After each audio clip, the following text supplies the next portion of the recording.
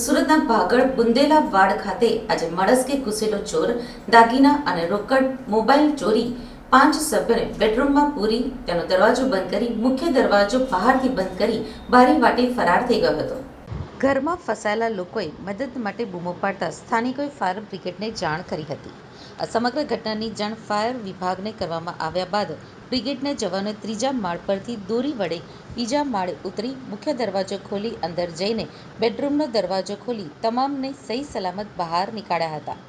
Fire બ્રિગેડના સૂત્રો દ્વારા પ્રાપ્ત થતી વિગતો મુજબ આજે વહેલી સવારે ફાયર બ્રિગેડના કંટ્રોલ રૂમને કોલ મળ્યો હતો કે બુરહાનપુરી ભાગળ બુંદેલવાડ ખાતે આવેલ એક મકાનના બીજા માળે અંદર 5 લોકો ફસાયા છે.